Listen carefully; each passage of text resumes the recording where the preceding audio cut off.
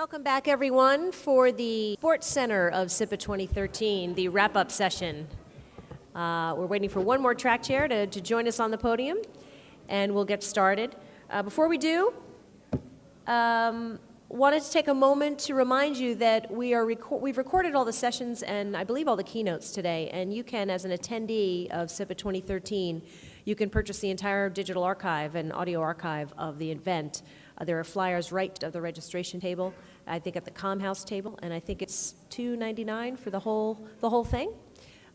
$2.49. The price just dropped, so $2.49 between now and the end of the conference when you leave the hotel. It's a special deal just for attendees, so we encourage you to take advantage of that and take SIPA 2013 home with you. I also would like to take a final moment to thank our sponsors, Comm House, Epsilon, Information Evolution, iProduction, and Multipub. Thank you so much.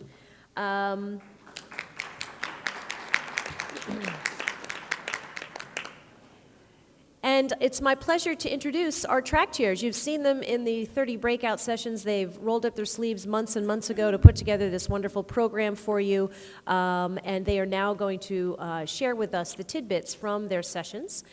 In order, Val Voce from CQ Roll Call, Stephanie Eidelman from Inside ARM, Kathy Greenler-Sexton from SIA, Carol Brault from Access Intelligence, and Greg Kriebel from Kiplinger. So can we get a big round of applause? It was a terrific program.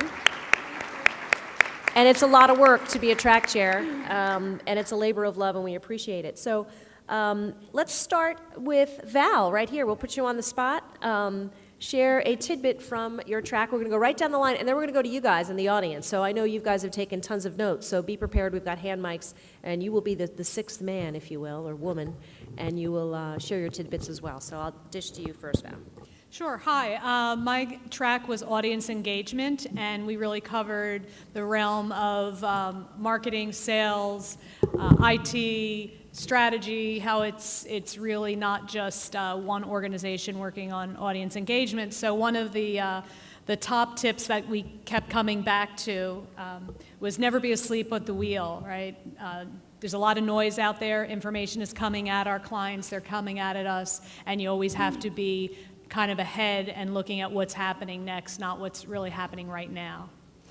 Mm-hmm. Okay, Stephanie, managing your business track. Yes, so my track was managing your business, but my first tip is really, had I known we were going to be sitting up here with the fancy stage and the lights, I would have worn a shower cap on my way in this morning, avoid the frizz. But anyway, what was core, I think, throughout all of the managing your business sessions is really to know what your business is so that you can recognize the right opportunities that contribute to it. So your core values and your core competencies, your long-term strategic goal, and what your brand really stands for to your audience.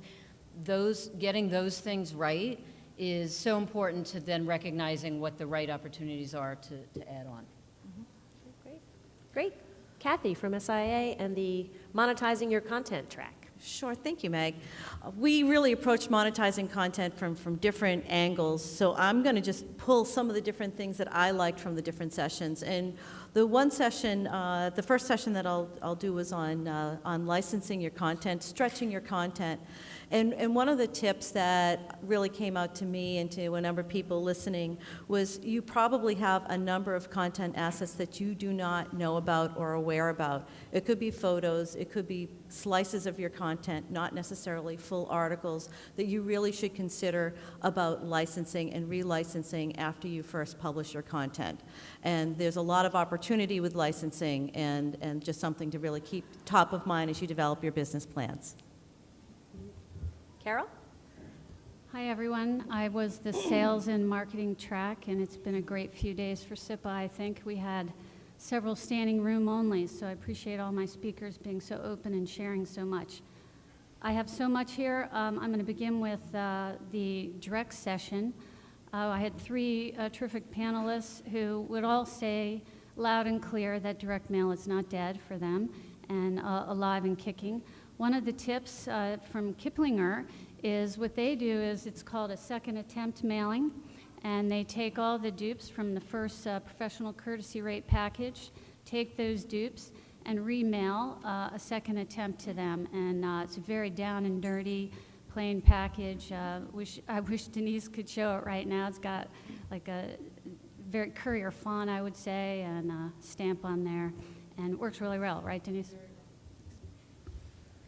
Greg? All right, I was in the track that had the most speakers with beards, but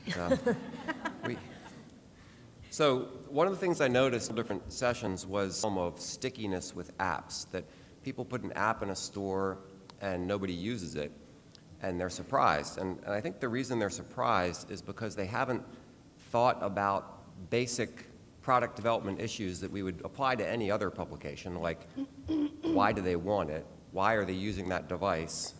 Is it a recurring need? Just basic sorts of questions that if you were to do a newsletter, you would ask these questions. Why do they need it weekly? Why do they need it monthly? Well, if you want something to be sticky with an app, you need to think about, why are they going to be coming back to this, and why are they going to be coming back to it on this device? And this was just kind of a blended comment that came through a bunch of the different sessions. And that's a perfect segue to the tip that I'll share first from Terry Waters' keynote, the CEO of Yankee, on Wednesday, where he encouraged us when we're formulating our mobile strategy to think about convenience, connectivity, and context. On the convenience front, we want to be helping our users solve a problem or be more efficient. Under connectivity, we want to give them access to content wherever they are, whenever they need it, across different devices. And then in terms of context, give it the context of where the user is, their location, their preference, and their behavior. Make it relevant to what they need. So I thought that was a nice takeaway, the triple C's from Terry Waters. And now I'd like to turn it to the audience who would like to share a tip. We have microphones hopefully being circulated. Anybody? We didn't learn anything? Denise learned something. I thought Denise knew everything already. No, I learned a lot about sales from Sharon Fernando, who just finished up in Carol's track. Something that surprised the audience was that at Warren, they pay their commission sales rep the same for a renewal as they do for a new order. It costs them a lot more money to get a new order, so why would you cut the commission on a renewal when you really want to focus on renewals? And that seemed to be a big surprise to the audience because most companies think renewals are easier, and therefore they cut the commission rather than keeping it flat. And I thought that was an excellent tip. Great. Thank you, Denise. Back to you, Val. One of the sessions, we had a session on social media as far as audience engagement. I know we talked about it probably in every session because it's right in our faces. And one of the things I think that we all struggle with as leaders within our own company is your personal social media persona and your professional, and using your same handle for both things. And so Tammy Gordon from AARP was talking about continuity of voice, and they've created handles where they allow that to go on because people are following you for your whole person. It's not just about the business and whatever topic area, industry area you're talking about, but it's also your likes and your values and your personality, just like when we write blogs, just like when we have, editorial opinions and things like that. So I thought that was really interesting because I hadn't thought about it that way, about continuity of voice.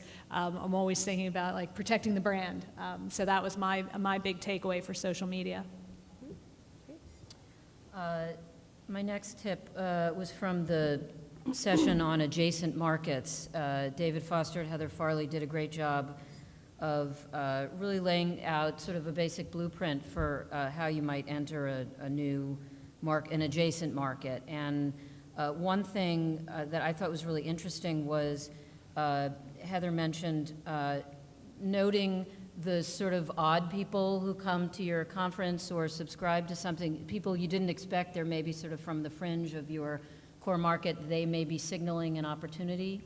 And David laid out some nice criteria for what he looks at when deciding on a launch of an adjacent market. And this could vary, obviously, by company, but he's looking for some combination of a database product, 12 webinar topics with 3 or 4 of them already baked, at least one day event idea that could be teed up for later in the year of the launch, a weekly e-zine and 6 special reports, and also one partner product that could be sold right away, even if you don't make a lot of money on it, but it's credibility building, and it's a way to expand the list and all of that. So I just thought that was a very helpful list of, like a checklist of things. Look, before you launch, you ought to have this, this, this, this, or at least a half a dozen things lined up.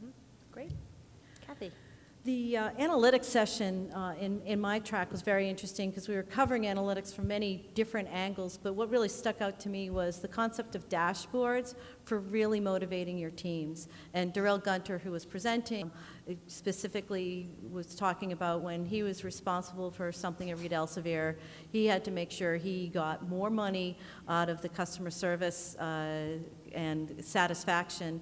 And he outlined on his dashboard, he had 6 metrics for customer service, revenue, and satisfaction. And if they are all green, that he would get his bonus, and if there are any yellows or reds, no bonus. And we really highlighted that fact that was something to work with your teams to be very effective on, to get the right behaviors from your team, and also have them focused on the right things based for their bonuses. So whether it's conversion, whether it's sales, whatever it is for the particular, those dashboards, very visual, very simple, were an effective tool to drive revenue. Great. Terrific. In the All About email session, another really good session, Don Lewis of Opus spoke on how important email is from an ROI standpoint for all of us probably. Yet today in our new environment, we are faced with challenges with the email. So they took a look at that and set a strategy to try to face these challenges. And one is, of course, keeping your list refreshed and clean and current. So they developed what they call the list first mentality. And they put everyone involved in getting new email addresses, getting new names, keeping the list growing, current, and fresh. A couple of their tips include when they come back after they send an email, they actually capture those email addresses and names and add them to their database. They also have sort of a rule where everyone has to find at least one list a month. They get editorial involved, marketing involved. And then lastly, I will say that they use something called mailtester.com. It's a tool they use for testing email address validity. In our There's Life in That Desktop session, Mike Davis, Robert Harrelson, and Jim Rogers had an interesting conversation about how you can use your analytics to decide when it's time to start optimizing for mobile. And it started off with Mike Davis saying that once visits from mobile get above 10%, it's time to start looking at that. But then that turned into a discussion. Robert Harrelson then said, well, if your site is awful on mobile devices, then that's going to skew the stats, so people won't be visiting, so how do you know what the real numbers are? And then that got into a question of, well, you can look at the bounce rate. You have a higher bounce rate on mobile than on desktop. And so they were trying to go through different ways you can look at your analytics to have a trigger to know, okay, it's time, our audience is moving more to mobile. And one of the things that came out of that was that even if you're not engaging people with mobile on your website, you can still try to engage them through email. And what they found was that even though they were getting very low traffic to the website on mobile devices, they were getting a lot of people responding to email on mobile devices. So you have to remember to make a distinction between your mobile strategy on your site and your mobile strategy with how people are responding to email. Great, and playing off the mobile theme, especially for the SIPA members who are in the B2C space, Terry Waters shared that 5 years ago, the mobile, consumer mobile app market didn't really exist. And by 2015, Yankee estimates that that market will generate $46 billion in revenue. So if you are in the B2C space and you don't have your eye on the ball with mobile, it's really important that you make that an area of focus. And when you do so, you have a build versus buy decision. Do you build your own mobile app? Do you do it yourself? Do you bring that expertise in-house? Or do you buy it by partnering with someone like a NewsText? And there are a host of many different companies out there you can partner with. And one thing to think about is that partnering with someone achieves speed to market. So it may be better just to partner with someone, get something out there, test it, and then decide, is this something that we want to continue to partner on? Is it easier to do it that way, or do we want to build it ourselves? So a couple of good tips there from Terry Waters. And then from the follow-on session under Greg, what's working in mobile and tablet. So, okay, back to you guys.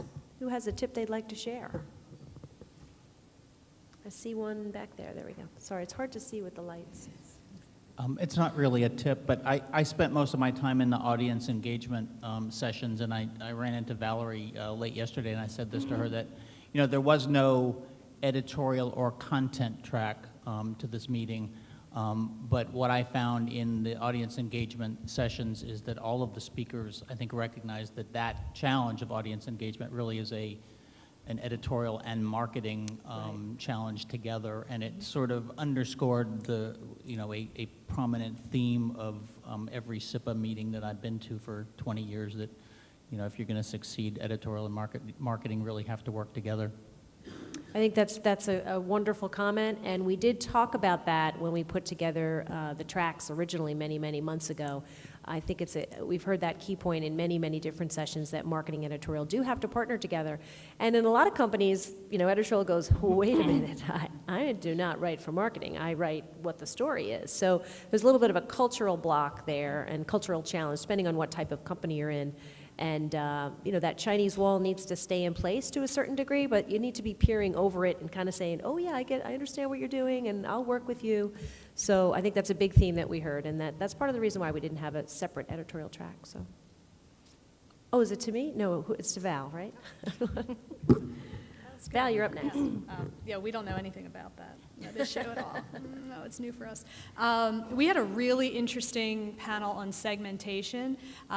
We had a very technical presentation with someone, one of our vendors here, also someone I worked with years ago and Meg worked with, who talked about the correlation coefficient, and I think it might add a little technical for folks, and I've actually asked Ely to send us some spreadsheets, but really talking about those demographics and partnering them up with firmographics. But then the next speaker, Chris Dobday from the Peace Corps, was talking about like segmentation now in this new era with the millennials, because that's primarily who she's looking to attract. And talking about the difference between even 5 years ago, where we were targeting, you know, one way kind of, it wasn't a conversation, it was one way, you want this, here you go.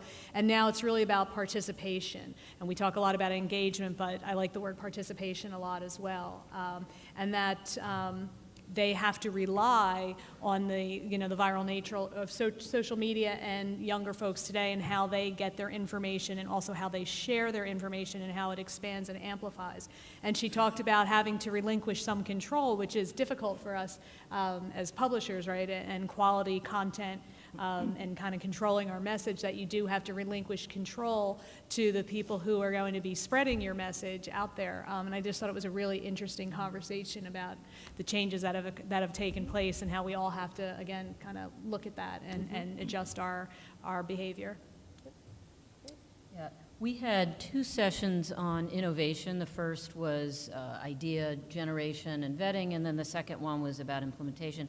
And I jumped to the implementation one because I think it was a real workshop environment, and what I think everyone learned so vividly was something we all know intuitively but always need reminding of. You might vet out a terrific new idea, and then it loses it in the implementation because we didn't plan it correctly. There were many reasons we listed why an implementation might go bad, but I think a key one was not having a clear champion and project manager, and valuing those project management skills is one thing. A champion might have a range of skills, but having project management skills is really, really important. And let's see. Oh, and then the other element of it, of course, is the early cross-functional involvement, because otherwise, in the end, in the postmortem, we end up with well, we weren't involved early enough, and they didn't understand what we had, what our part was, and so that early involvement cross-functionally and clear champion for whatever the project is. I really enjoyed that session. I missed the first part of the innovation workshop, but the second one I thought was fascinating. For those of you that were in it, bear with me while I explain what Stephanie and Dan Brown did. They had got everybody in the room and then divided them and said, okay, anybody who's kind of a content person, sit over here. If you're IT, sit over here. If you're sales and marketing, sit over here. And they divided them into 4 groups. And then they laid out a scenario of a product launch gone wrong. It was 6 months hence, and the product had failed miserably. And each group was given a persona, if you will, of a different type of professional. So the content people were told to think like IT. The sales and marketing people were told to think like content people, et cetera. And they lodged all of their reasons why that product launch failed. And it really accentuated this culture of blame that I think John Deneen of CQ Roll Call was the one that coined that in the workshop. He said, this really talks about the culture of blame that can happen when you're not working in a cross-functional way from the beginning. Because then if the launch doesn't happen the right way, marketing can say, well, the product was wrong. And the product people can say, well, marketing didn't do their job. And if the product doesn't work, we can blame IT. So it's I think the key about project management that Stephanie raised, and we do use this at CQ Roll Call, having that project management function, which is really kind of in our company more of a neutral function, is key to making sure the project kicks off, that everybody's on the same team, and you can reduce. There's still some blaming that happens. Let's face it. You can't completely get around that, but it tends to tamp that down a little bit more. Less so that was blame a with a great successful launch. Right? yeah. So that was a terrific session. So thank you for that, Stephanie. So we had a session on curation, editorial curation, and it was a very animated session. And part of the session was just tools for just curating information yourself and with your editorial teams. And the favorite tool that was really mentioned by Barry Graubart was Flipboard. So if you do not use that, I suggest you use it for your phones, your iPad. It's a great tool to track news. You can set up things to track. You can mark things for reading later from Twitter.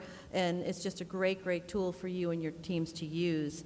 Then we had a discussion that got very animated about external curation tools that maybe your content should or should not go on. And the best tip actually that came out of that came from the around the table discussion at the end, because it was one of those sessions that people were very passionate about.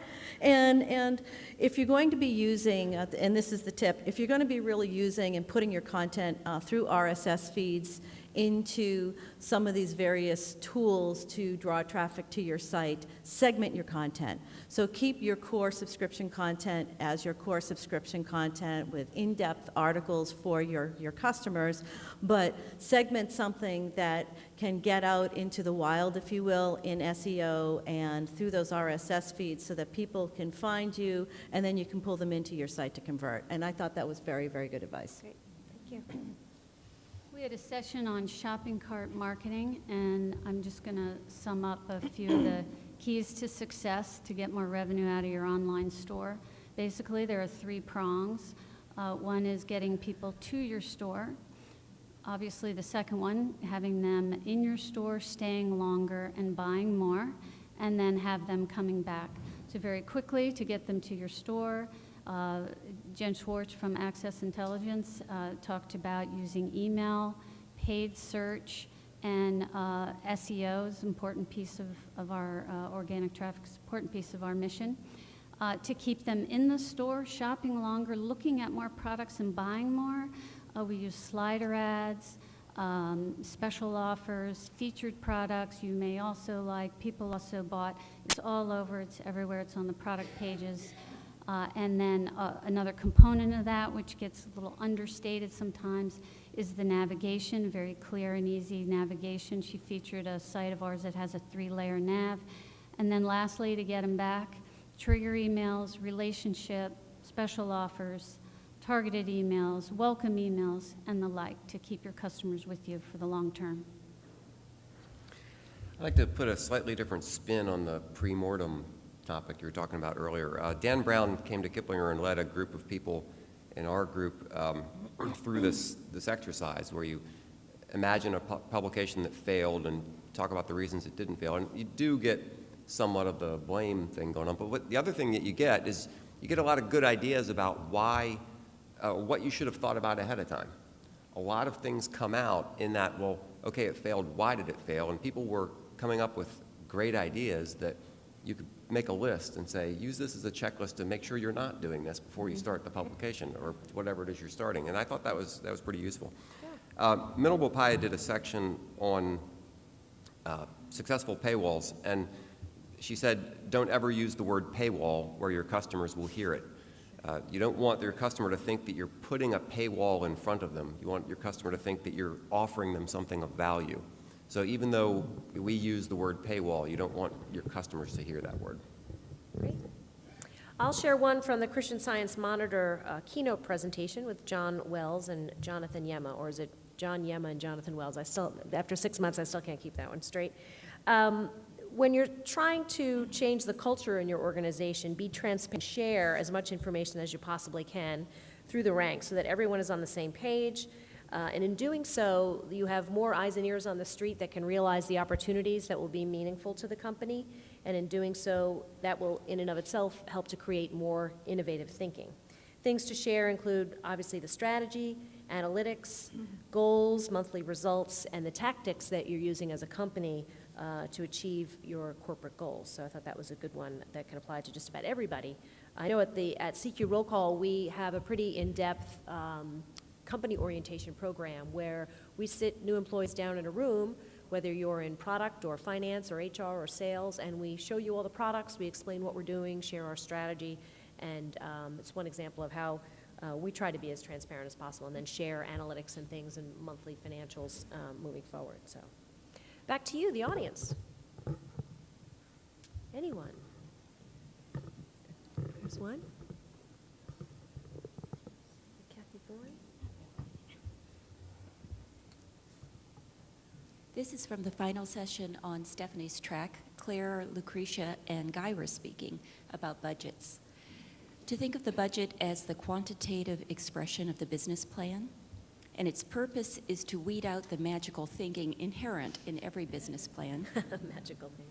On an ongoing basis, your budget should be used as an early warning system, not just as a post-mortem measure. Excellent. I'm sorry I missed that one now. It's good. Another one? Okay, Val, back to you. I thought we had another hand out there, but we'll wait. Got another one right in the back. Oh, we do? Okay, we'll do two. I can't see you with the lights. Oh, there you are. Thank you. Just Dan hiding. Hutton, right? Yes. Yes. How did you know?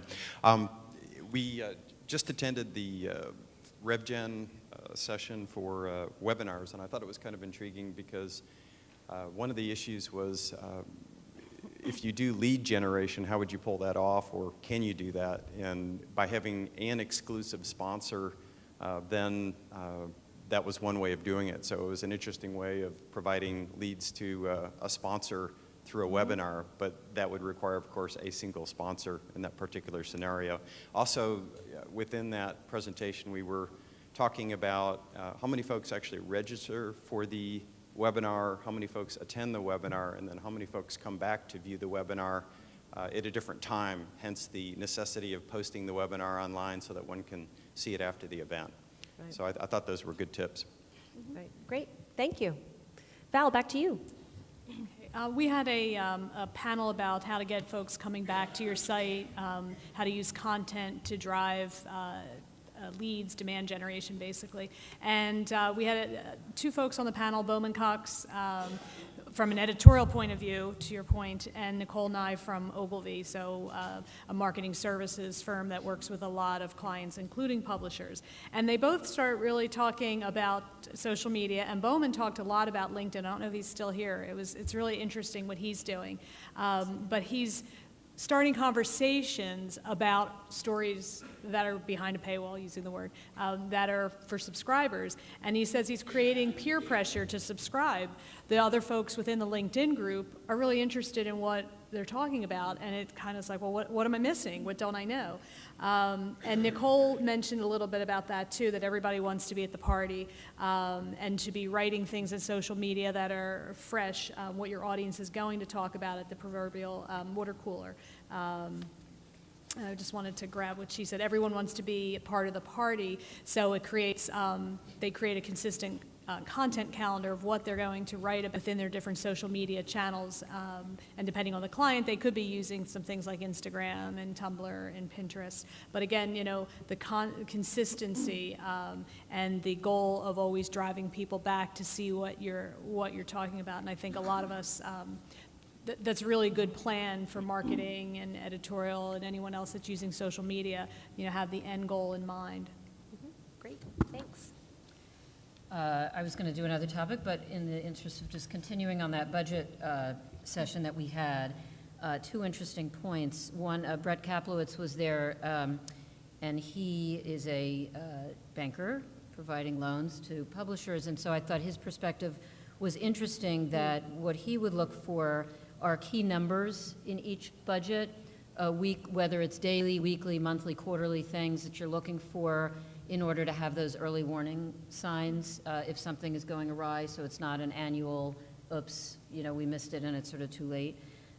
So as a discipline, having those kind of key numbers that we're tracking on a regular basis. And then the other element of the budget, in addition to the magical thinking idea, was having the budget as not only a method of control or expense minimization, but also one of a capacity builder and identifying what you'll invest in and how the business is going to grow. So it's a growth tool as well as a control tool. Great, thank you. Well, I was going to actually talk about that great webinar session that Dan just mentioned. It was really good practical information. Thank you, Leslie from Direct, and Novella Green from Thompson, and Lindsay Konzak from Gale Group. So a couple tips. Lindsay brings in 200 to 300 people per webinar. They do that about every 3 weeks, and her promotional schedule is 3 weeks out they send one, 2 weeks out they send one, and the last week they send out 2. And my hat's off to her. They get 10 to 15,000 for sponsorships for their webinars. So they've got a good team there working. And as Dan mentioned, they really think through a comprehensive way to provide value for that $10,000 to $15,000 for those sponsors. Novella really talked through make sure that you tie in the content of your webinars with your blog and your social media. Make sure it's really, really integrated, and don't have it in isolation. Make sure you're providing them on demand. Repackage your webinars that you've done before into your LMS system, or bundle them as separate products to sell. There's a lot of opportunity to do add-on revenue beyond that initial webinar that you offer. Great. Carol. From the creative packaging and pricing for selling groups and site licenses, Warren looks at the approach in two ways. One would be the approach of selling a single, stepping them up from there to a group, and from there to a license, so over time, getting more and more from that company or firm, versus what they call the group at birth.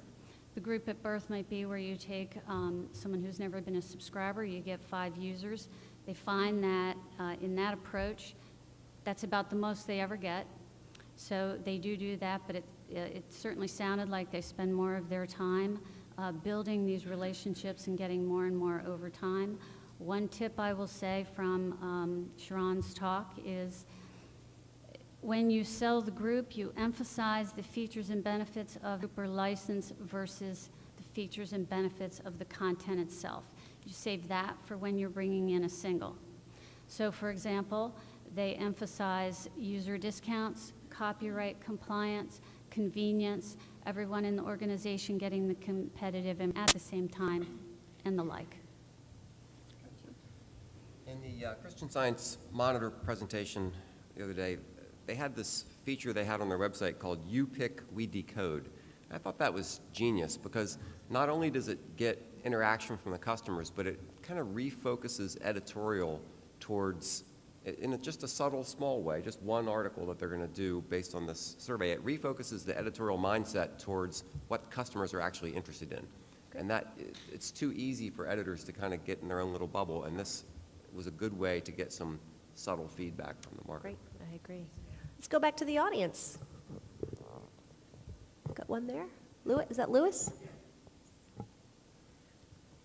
I hope I'm not stealing Kathy's thunder here, but Tom Chafee from ePublishing, he gave a very interesting discussion. If you can properly say some of the his mother-in-law's, No, I I was can't going to say. botch that the next round. Maybe if I were reading them. He was the one on Don't Bring Green Bananas to the Mama Monkey. That was the title of the session. But he spoke about how when you're trying to monetize content, that you don't think of it or your audience, but think of your users. And I thought that was a very interesting way to sort of phrase it. Like, don't just think of the people who access your content, but the ones who really use it and get into it and how they're using it. And then right after that, we came into the Christian Science Monitor session, where they talked about how we know our audience was really into things like politics. So we could develop a channel, a product around politics, because we already know that we're having an engaged audience there, and we can develop a new product along that line and have success, and that's exactly what they did. And I thought that that was a really good tip for all publishers to think about in terms of knowing who's engaged with your content and what they're really looking for in terms of generating new products. I don't think anybody has ever said, oh gosh, that product didn't work because I was just too focused on the user. You know, you can't do enough of that. And that's a good segue to the next tip I was going to share. Again, from Terry Waters, Yankee Group. When you think about developing the mobile experience for your company, don't think about mobile as just an extension of your website. Say, oh, let's just take the website, and it's pretty, you know, there's a lot going on, so let's just take off this feature, this feature, and dummy it down and create an app.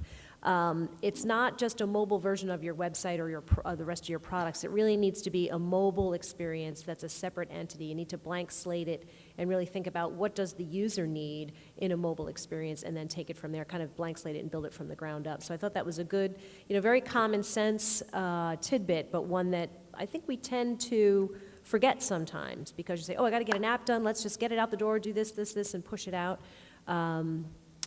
But you really have to take a step back and do that extra bit of strategic thinking. So I thought that was a good one. So. Anybody else in the audience have one? Yes, Bob Brady. I have a tip, but first of all, I'd like to thank you and all the chairs for a fabulous conference. Thank you. Thanks, Bob. My tip was in the Sharon from Warren, which did a fabulous presentation on sales, and he said they have the ABC model, and all customers are coded with A, B, or C. A people have to be called once a month, B people once a quarter, and C people either once or twice a year, depending on. And the A people, these are scored based on both potential and their actual sales, and the calls are not necessarily to sell, but for a customer relationship, to ensure that the customer, that it's coming through, that they're not blacklisted, and it's focused on the renewal. And the whole thing is tied into their CRM. If a call comes in from an A person, it shows as a specific color on the customer service rep screen. And it sounded like a great way to get people focused on accounts that have the most value. And was that all phone-based? Was it all based upon phone, or could the outreach be email or? I think it was phone. They have an account-based system or a territory-based system for their reps. So a rep has a specific account, and one of their things they're graded on is their fulfillment on this obligation. I think it's really important to note that, you know, as technology continues to develop and advance at such a rapid pace, it's easy to think that you can replace everything that we do with technology, but nothing can replace reaching out and actually talking to a customer. And similarly, nothing can replace actually being at a live conference and sharing information. So technology is great, it can supplement, but nothing can totally replace that human element, I think, so. I'll share a very quick tidbit. This goes in the cool factor. So when you go back to your offices, Monday morning you'll be in a team meeting and somebody will say, hey, well, how was that conference? Going to give us a debrief? And said, well, there's a lot of talk about the phablet. And everybody will be like, oh, what's that word, the phablet? I had not heard that before the first keynote. The phablet is somewhere between a phone and a tablet. It's a phablet. and it's things like the Samsung Galaxy and the iPad. Maybe I'm just old school and I'm just the last one in the room. Nobody seems to be excited about that one, but I had not heard that word before, so maybe I'm just behind the times. So phablet, write it down, or just pretend like that was a good tidbit. Val. I think that was excellent. One of the sessions yesterday was Analytics That Matter, and I didn't take a lot of notes because I actually spoke in that session. But we also talked about analytics throughout a bunch of the sessions and in our last session for marketing automation. And, you know, technology allows you to know a lot about your visitors to your site. And we were using some metrics just to see who was coming, right, and what they were visiting and when they sign up. But really now it's more about what are they doing and how engaged are they. And so some of the things that we look at, I showed two different. CQ Roll Call has two different websites, one that's open to the public, and, you know, these were strategic decisions to do what we do, and then the one that has all of our very premium content as well as subscriber databases and things like that. And there's very different ways that we measure and things that are more important. Of course, everybody wants to know how many unique visitors and how many pages they read and all that. But on the CQ side, it's really, really important on our premium side. Going forward, we're always looking at, you know, product development. What are people using? What are they spending the most time on? What are our mature products that we're just not getting a lot of use out of that people, one of the things that we're finding are people who are, you know, just getting information maybe on cell phones or mobile and not going to the site as much as we'd like. So we're looking at our analytics very differently, and Rick Ellis from CFE was talking about that as well. They have controlled circulation publications, so very different, but the same type of thing because it helps us with retention and it also helps us with new sales. How are people using our digital products, whether it's a reader, mobile, or a website? How long are they staying? Does it make sense? Are they staying longer than we thought, less time than we thought? Are they accessing it multiple times a day, multiple times a week? And those numbers become very, very important. And there are tools out there, and I shared with them some of the dashboards that one of our great team members does for us that really visualizes these things that we talk about, and you can start seeing where lines intersect, where they shouldn't, right? where they're parallel, where you want them to intersect. So there's a lot of tools out there. We might send something out in the newsletter about some free sources that are out there just to make you think a little differently about what you're looking at. Great, thank you. One of our sessions was about small to mid-size acquisitions. George Beckerman and David Foster covered that. And what I took away was a summary of sort of good reasons and bad reasons to make an acquisition. I had fewer bad reasons written down, although they probably sum up to something that's purely opportunistic is likely to be a bad reason alone to make an acquisition. And it's cheap, which may also tie into purely opportunistic, but those things alone are not likely to make a good result. Good reasons are, of course, a good strategic fit with the company, which, of course, you know because you have a really solid plan, you know who you are as a company and where you're headed. Good chemistry and culture with the firm you're acquiring. There's a clear path to profitability for that acquisition. Doesn't mean it's going to occur in that first year or even the second year, but there's a clear path for how that's going to happen. Taking into account all of the risk areas as well, so some of that magical thinking has to be really honest there. Of course, something that can serve as a technology platform on which to grow can always be great, but of course it's got to be a fit with the strategy of the firm. And finally, an acquisition that comes about as a result of a disciplined process is likely to be more successful than one that didn't. Again, the opportunistic thing. Tips, wonderful. Well, I've decided that Terry Waters and Tom Chafee's 85-year-old Argentinian mother-in-law were twins separated at birth. And the reason is, well, first of all, this session has the prize for having the longest name.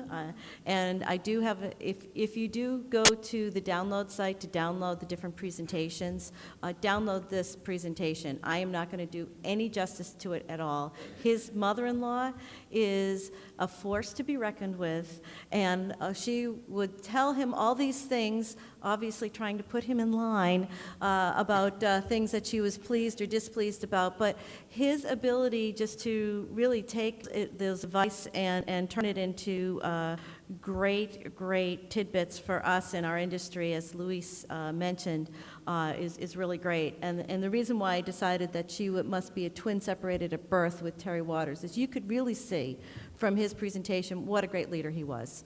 Just from how he communicated, how he was just very clear about the mission, the goals, the metrics, and just how he approached his employees, the investors, and really reached out. Really great leader, and obviously that's one of the reasons he's been so successful. Yeah, I agree. It was very And so Tom Chafee's mother-in-law apparently, I'm not going to do any justice in the Spanish, but apparently was yelling at him because he was going out to golf instead of go work and being with his team, and sat down and gave him a lecture on that you need to be present with your team. And he really translated that and internalized that of yes, you need to be with your team, you need to communicate, and you need to be very clear. And I think that's a lesson for all of us, no matter what level of management you're in. Can't communicate enough, I always say.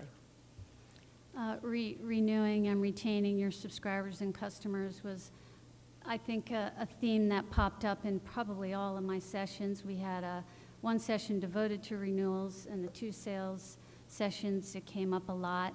I think one of the general themes was really you start renewing your subscribers the day their term starts, and creating that bond and that relationship and that attachment to your product and to your account reps starts right away and continues through the year.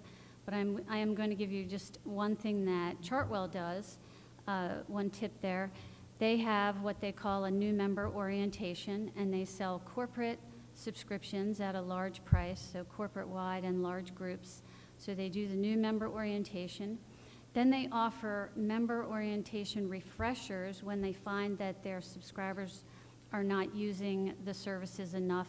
Basically, the user statistics are low. So they go to them, they pinpoint them, and they call them member orientation refreshers. And they also have what they call nurturing campaigns, which is just a way to touch members every so often to foster the relationship.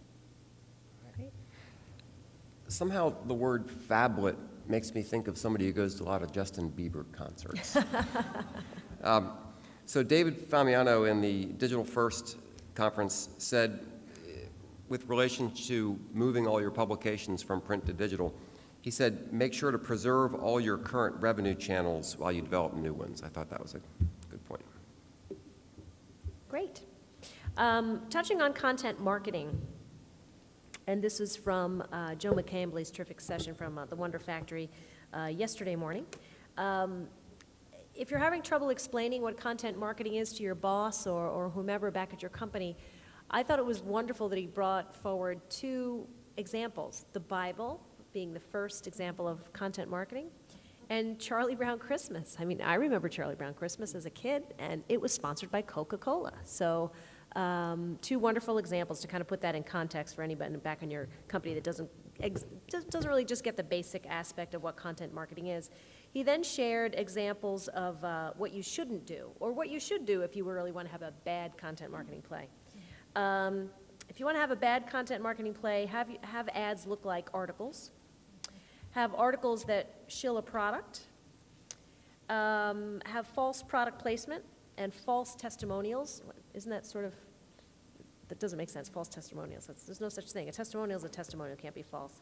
Ugly advertorial, rewritten press releases, content that lacks story power, and just be irrelevant.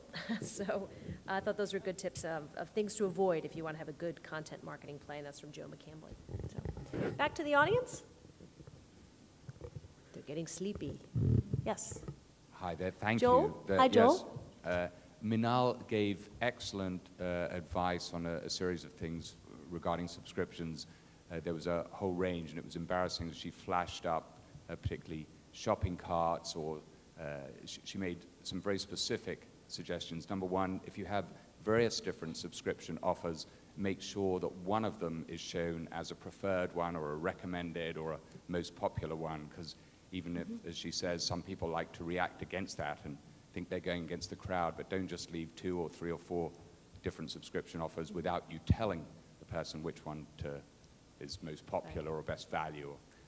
Secondly, and that one I knew we did, but the second one was make sure that whether it's for registering for a trial or for that shopping cart, when they're doing that one thing, there are no distractions on that page. Literally maybe one link back to your main page, but no ads, no other part of your content, not even your header tabs.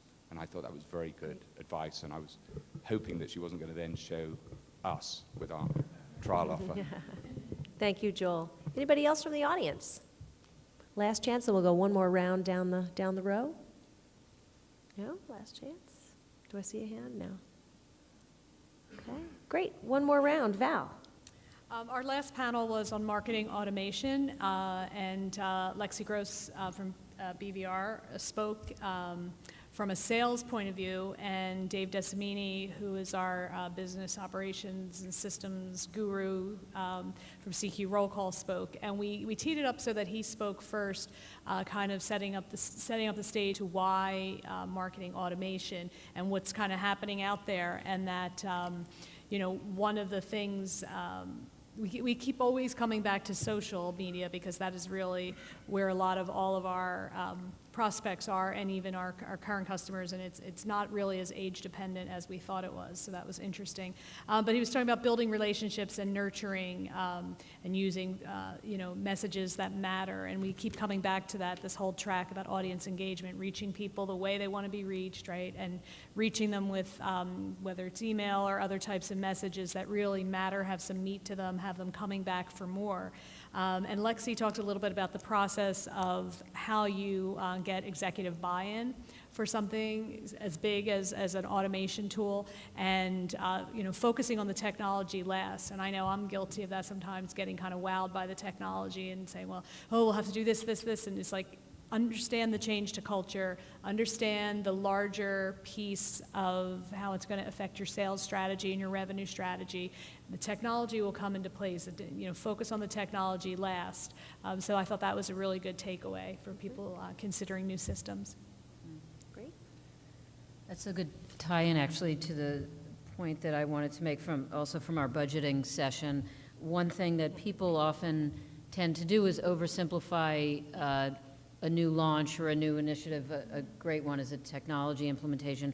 The time as a resource, in addition to, of course, there's the money that it will cost, or a clear, resource, a new resource like a new editor or something like that. But the time, management time or others' time in changing business process or just getting that new thing off the ground is often underestimated. So, good point to remember. Definitely. Great.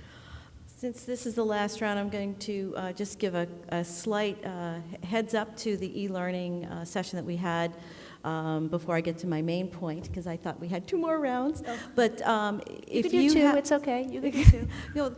The e-learning is a great potential additional revenue for you and your company. And we really talked about looking at your content assets and really figuring out how to package them up for e-learning. There's tools on LMS systems you can build, you can partner, and you can really create an additional line of revenue. So I just wanted to make people aware of that if they did not go to that session.